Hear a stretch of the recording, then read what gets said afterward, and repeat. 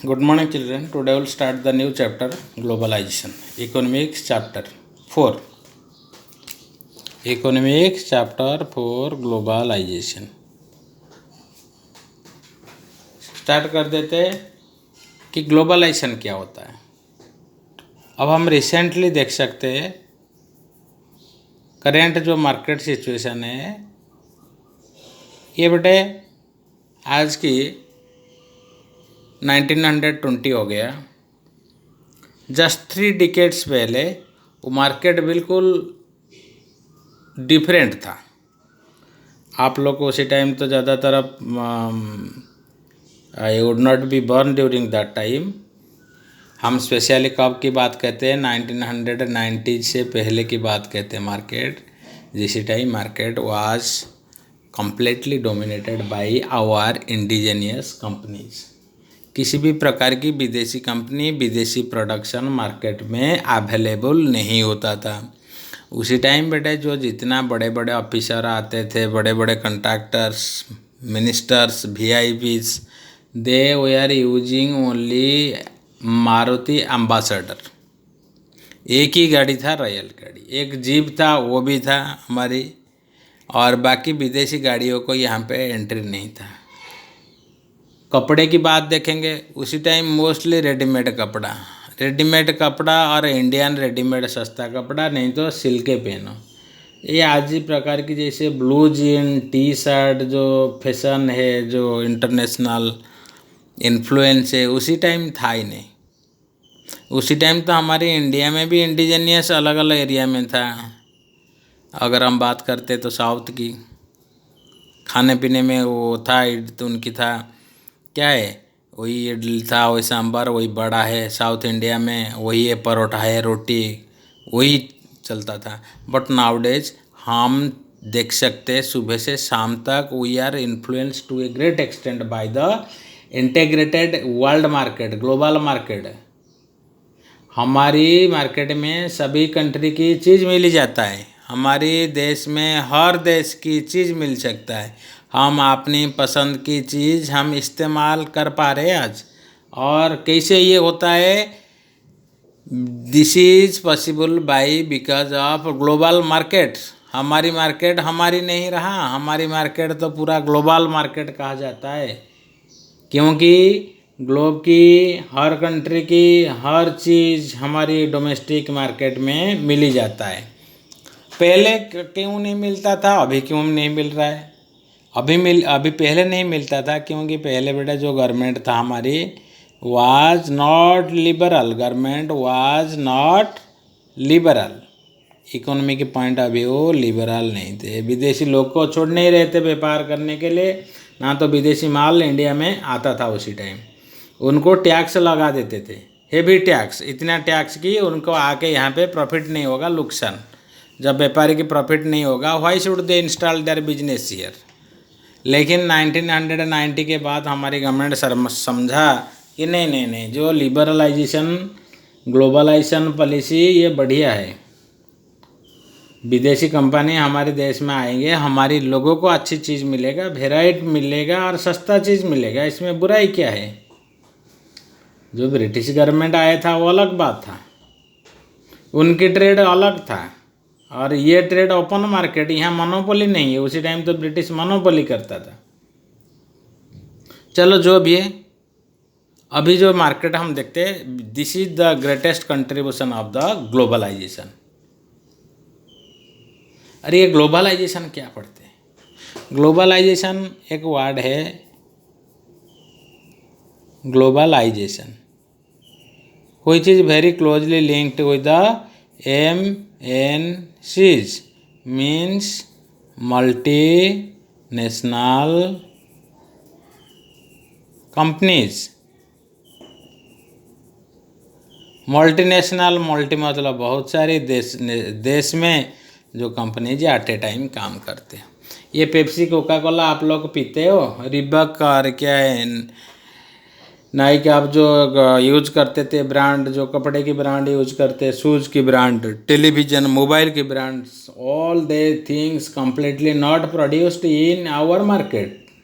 देज are not indigenous product, ये तो विदेशी कंपनी है, and these are known as the MNCs, multi national companies. So the goods and services are produced globally. Goods and services produced globally. And production is organized in a complex way. In a very complex way. Production होता है. कैसे?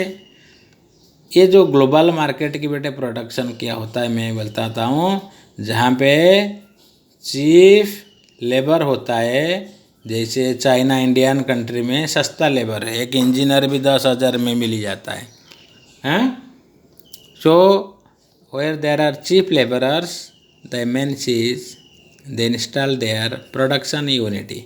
यहाँ पे बेटे production इनकी factory यहीं बैठा देते हैं. समझ में आया? Production unity in the countries where there is cheap abundant labour availables, so they can reduce their cost of production. Cost of production कम करेंगे तो उनका इनकम इनकी प्रॉफिट ज़्यादा बढ़ेगा.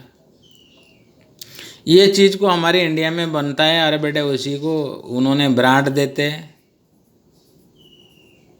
ब्रांड वही शूज़ रिबॉक नाइकी यहाँ इंडिया में पंजाब में बन रहा है. पूरा कंटेनर में भर के जाके पूरा जहाज़ लोड करके अमेरिका में पहुँचेगा. वहाँ पे सिर्फ क्वालिटी कंट्रोल होगा और स्टाम्प लगेगा कि ये रिबॉक की है. स्टाम्प लगने के बाद it will come to international market. सब मार्केट में जो शूज़ 1000 में इंडिया में क्वालिटी के साथ बन रहा है, ब्रांड लगने के बाद तुरंत वो 5000 हो जाता है. और इनकी दुकान सब कहाँ पे? जहाँ पे हाई इनकम ग्रुप रहते, डेवलप कंट्री रहते, हाई इनकम ग्रुप जो ज़्यादा एक्सपेंस को बियर कर सकते. प्रोडक्शन हम करेंगे क्योंकि सस्ता लेबर हमारे पास है. And their selling unit will be in European advance countries. दुकान वहीं होगा, प्रोडक्शन यहीं बनेगा. कॉल सेंटर हमारे देश में जैसे इंग्लिश स्पीकिंग लोग के देश में बनेगा. इसी प्रकार की वे में multinational companies they carry out their production. और बेटे हमारे देश में जो वो लोग आते प्रोडक्शन करने के लिए, फैक्ट्री चलाने के लिए, इसको उन जो पैसा लगाते वो पैसा को कहते हैं investment. The capital made by the multinational companies is known as investment और फॉरेन इन्वेस्टमेंट. अगर हमारे देश में विदेश की इन्वेस्टमेंट है then it is known as the foreign investment.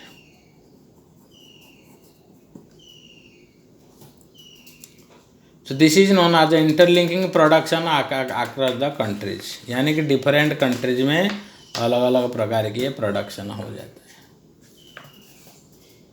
Foreign trade and production in देश while depress location is getting interlinked. Foreign trade and integration of market. अब हम पढ़ेंगे फॉरेन ट्रेड.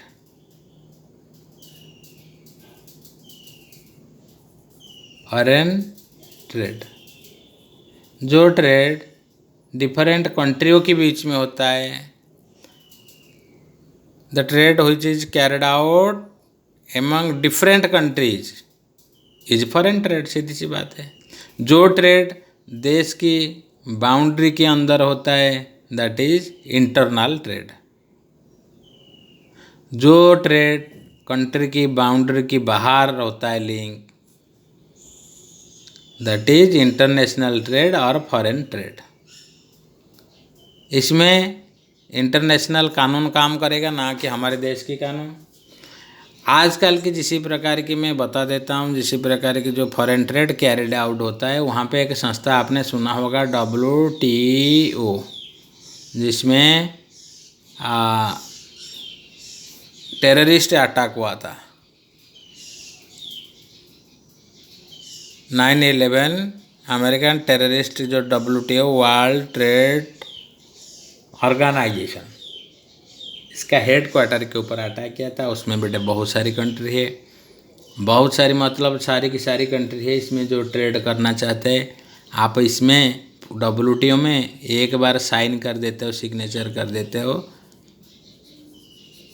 एग्री हो जाते हो, तो you are expose to make trade with the member countries. इसमें member country बेटा अराउंड 200 कंट्री होते हैं। तो जो मेंबर्स कंट्री के अंदर आप बिजनेस कर सकते हो अगर आप परमिशन देते हो कि अपने देश में वही मेंबर कंट्री बिजनेस कर सकते हैं। क्लियर सी बात है। अब हम 1990s की बात कर रहे थे। 1990 से पहले इंडियन गवर्नमेंट समझता था कि अभी हमारे देश के इंडिजीनियस निजस्व अपना इंडस्ट्रीज़ को प्रोटेक्शन करना ज़रूरी है। विदेशी कंपनी, बड़े कंपनी, ताकतवर कंपनी, पैसा वाली कंपनी अगर वो आ जाते हमारी इंडस्ट्री को डिस्ट्रॉय कर देंगे। तो हमारी अपनी कंपनी को बचाव करने के लिए इन्होंने MNCs को 90 से पहले मना किया था। लेकिन जब देखने लगे कि हमारी indigenous small industries they are growing stage, अब बड़े होने वाला है, बड़े होने के लिए उनको मार्केट चाहिए, स्कोप चाहिए, एनवायरनमेंट चाहिए, खुला हवा चाहिए।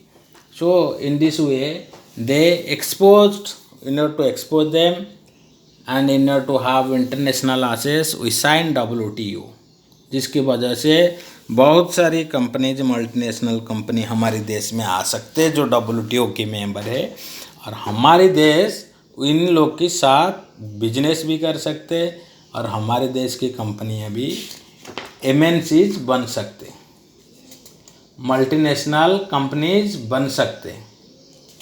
This is all about the globalisation. अब हम फिर से उसी को पढ़ेंगे कि ये ग्लोबलाइजेशन क्या है। सेम है, globalisation is the process of rapid integration of interconnection between countries. Integration of interconnection of countries, हर कंट्री एक दूसरे के साथ जो इंटरकनेक्शन होते इकोनॉमिकली, इसी को ग्लोबलाइजेशन कहते हैं। आजकल के ज़माने में नो कंट्री इज आइसोलेटेड, सब कंट्री चाहते हैं मार्केट को पूरी ग्लोबल करने के लिए, इंटरनेशनल एक्सपोजर देने के लिए अपनी कंपनी को, अपनी देश को। So they want to be merge with the globalisation. अब हम पढ़ेंगे फैक्टर्स। क्या है? Factors of globalisation.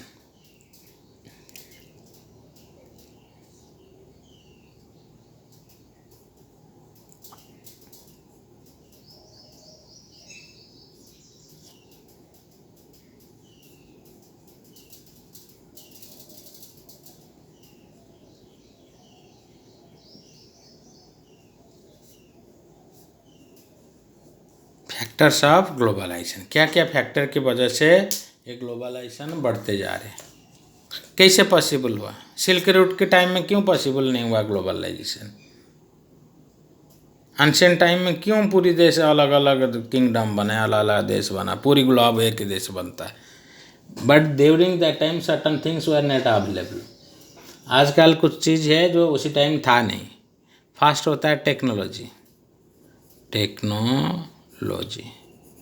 हिस्ट्री में आपने पढ़ा होगा जो refrigerated ship, best example, ship के द्वारा कैसे ज़्यादा अमाउंट में सेफ चीज़ पहुंचने लगा। और आजकल भी वही हो रहे, अच्छी चीज़ कंटेनर को भर भर के हम लेके जाते हैं और अमेरिका में with in short time guarantee के साथ, इंश्योरेंस के साथ पहुंच जाता है। इनके समुद्र में हमारी जहाज़ डूब जाता है, माल डूब जाता है, हम उसका नुकसान, उसका भरपाई भी आराम से मिल सकता है। और जो ट्रांसपोर्टेशन कॉस्ट बहुत मिनिमल है। सो ये टेक्नोलॉजी की डेवलपमेंट के साथ साथ हमारी ग्लोबलाइजेशन बढ़ता है। सेकंड होता है कम्युनिकेशन। कम्युनिकेशन के थ्रू तो हम पता चलता है अमेरिका में क्या रेट चल रहा है, इंडिया में क्या रेट है, चाइना में क्या रेट, कंपैरिजन कर दे। अगर हमारी प्रोडक्ट की कॉस्ट ऑफ प्रोडक्शन बहुत कम है, हम जाते कि अमेरिका की मार्केट में हमारी चीज़ बेचे और डिमांड बढ़िया हो सकता है और अच्छी प्रॉफिट मिल सकता है, तो हम क्या करेंगे, तुरंत जहाज़ लोड कर लेते और उसमें लोड करने के बाद अमेरिका की मार्केट में हमारी चीज़ पहुंचा देते हैं। How it is possible? By the help of communication and transportation. ये दोनों चीज़ की वजह से ग्लोबलाइजेशन ये फास्टेस्ट स्टेट में आजकल पहुंच रहा है। थर्ड होता है लिबरलाइजेशन।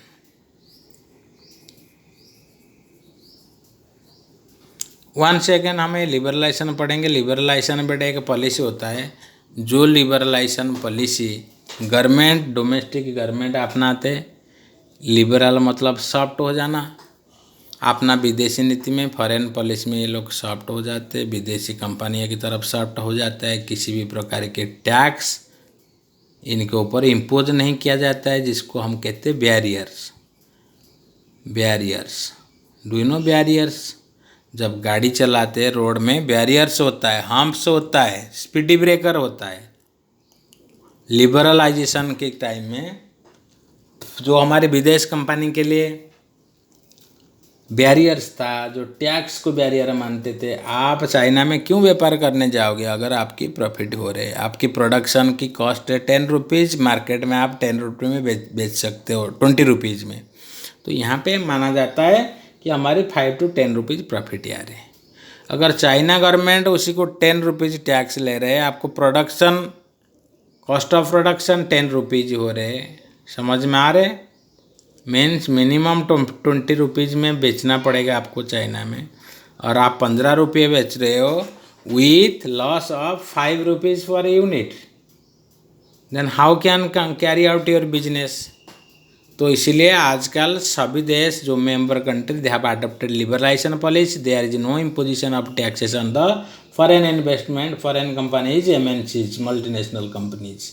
इसको कहा गया लिबरलाइजेशन, रिमूविंग बैरियर्स और restriction by government, known as liberalisation. Removing state barriers, removing government barriers on the foreign trade is known as the liberalisation.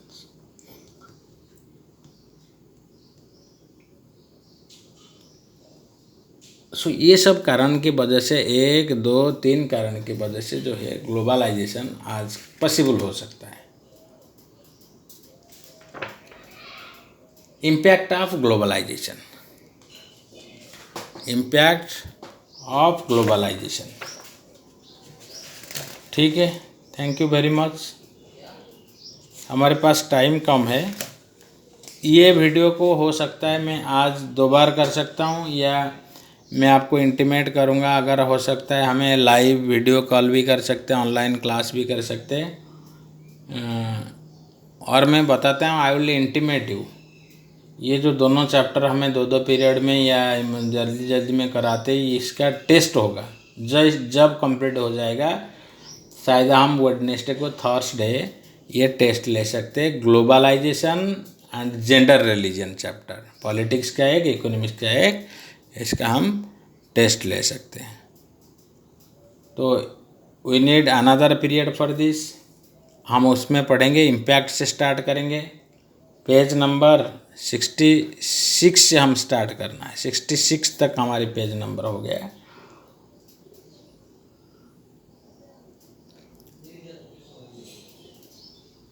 Okay, इसके बाद हमारे और एक चैप्टर भी रह जाता है ज्योग्राफी का, एनी हाउ विल कम्प्लीटिव हो सकता है। हम कल भी क्लास ले सकते हैं, कल वेडनेसडे रिवीजन है, वीडियो सेंड करके या कैसे भी we have to complete the syllabus very soon. Okay, thank you very much.